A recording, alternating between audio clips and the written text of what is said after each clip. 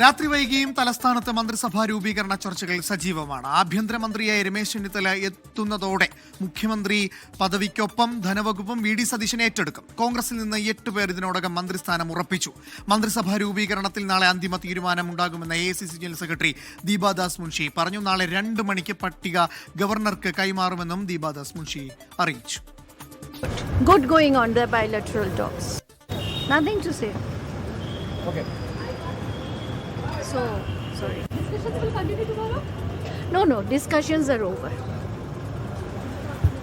When will the list of the ministers will be?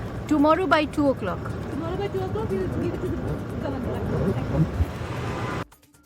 മേഘ്ന Murali തിരുവനന്തപുരത്ത് നിന്ന് വിവരങ്ങളുമായി ചേരുന്നുണ്ട്. മേഘ്ന, ഇപ്പോൾ ഡിസ്കഷൻസ് ഒക്കെ കഴിഞ്ഞു എന്ന് ദീപാദാസ് മുൻഷി മാധ്യമപ്രവർത്തകരോട് പറയുന്നുണ്ട്. പക്ഷേ ചർച്ചകളൊന്നും കഴിഞ്ഞിട്ടില്ല. രാത്രി വൈകിയും ചർച്ചകൾ നടക്കുന്നു. നാളെയുമുണ്ട് ചർച്ചകൾ. ഇനിയും മന്ത്രിസഭ കൃത്യമായി രൂപീകരിക്കണമെങ്കിൽ ഒരുപാട് മഞ്ഞുകൾ ഉരുകാനുണ്ടല്ലേ?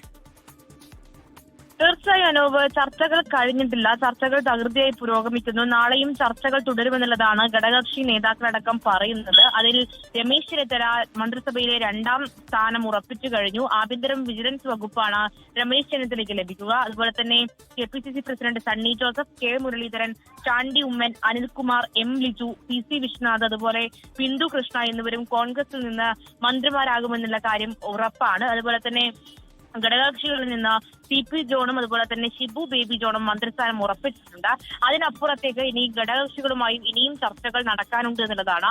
ഇന്ന് കൂടുതൽ രാഷ്ട്രീയ അനിശ്ചിതത്വം ഉണ്ടായത് ഈ രമേശ് ചെന്നിത്തലയുടെ കാര്യത്തിലാണ്. രമേശ് ചെന്നിത്തല ആഭ്യന്തര വകുപ്പ് ഏറ്റെടുക്കുമോ അല്ലെങ്കിൽ ആഭ്യന്തര വകുപ്പ് ലഭിക്കുമോ എന്നടക്കമുള്ള ചർച്ചകൾ ഉണ്ടായിരുന്നു. അങ്ങനെ ഒരു അനിശ്ചിതത്വം ഉണ്ടായിരുന്നു. പക്ഷേ അവസാനം രമേശ് ചെന്നിത്തലയ്ക്ക് ആഭ്യന്തര വകുപ്പ് തന്നെ ലഭിക്കുന്നു. പക്ഷേ രമേശ് ചെന്നിത്തല ഇപ്പോഴും പറയുന്നത് തന്റെ കൂടെയുള്ള അൻവർ സാദത്തിനെങ്കിലും ഒരു മന്ത്രിസ്ഥാനം ലഭിക്കണമെന്നുള്ളതാണ്. അല്ലെങ്കിൽ താൻ മന്ത്രിസഭയിലേക്ക് ഉണ്ടാവില്ല എന്നടക്കമുള്ള കടുത്ത നിലപാടാണ് രമേശ് ചെന്നിത്തല എടുക്കുന്നത്. അതുപോലെ തന്നെ കേരള കോൺഗ്രസ് ജോസഫ് വിഭാഗത്തിന്റെ കാര്യത്തിൽ മോൻസ് ജോസഫിനും അതുപോലെ തന്നെ അപ്പു ജോസഫിനും മന്ത്രിസ്ഥാനം വേണമെന്നുള്ളതാണ് PJ ജോസഫ് വാദിക്കുന്നത്. അങ്ങനെ 2 മന്ത്രിസ്ഥാനം വേണമെന്ന് പറയുന്നു. പക്ഷേ കോൺഗ്രസ് മുന്നോട്ട് വയ്ക്കുന്ന ഫോർമുല അത് 2 മന്ത്രിസ്ഥാനമല്ല, 1 മന്ത്രിസ്ഥാനവും അതുപോലെ തന്നെ ചീഫ് വിപ്പ് സ്ഥാനവും നൽകാമെന്നുള്ളതാണ് കോൺഗ്രസ് പറയുന്നത്. പക്ഷേ 2 മന്ത്രിസ്ഥാനം എന്ന രീതിയിലേക്ക് ഉറച്ചു നിൽക്കുകയാണ് കേരള കോൺഗ്രസ് ജോസഫ് എന്നുള്ളതാണ്. അതുപോലെ തന്നെ അനൂപ് ജേക്കബിന്റെ കാര്യത്തിലും കേരള കോൺഗ്രസ് ജേക്കബിന്റെ കാര്യത്തിലും ഒരു ആശങ്കയുണ്ട്. കാരണം കേരള കോൺഗ്രസ് ജേക്കബും അതുപോലെ തന്നെ മാണി സി കാപ്പനും 2.5 വർഷം വീതം മന്ത്രിസ്ഥാനം വീതിച്ചെടുക്കാനാണ് ആദ്യഘട്ടത്തിൽ കോൺഗ്രസ് പറയുന്നത്. പക്ഷേ അതിന് പറ്റില്ല എന്നുള്ളതാണ്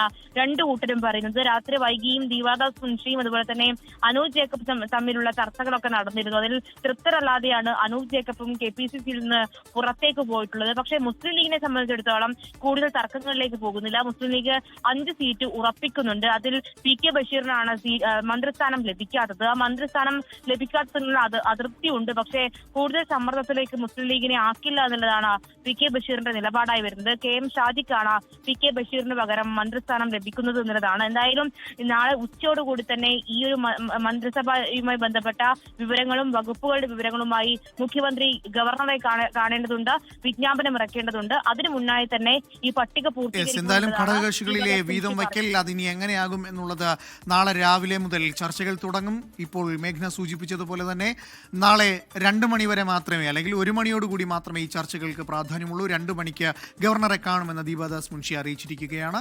മേഘ്ന മുരളി തിരുവനന്തപുരത്ത് നിന്ന് വിവരങ്ങൾ നൽകി.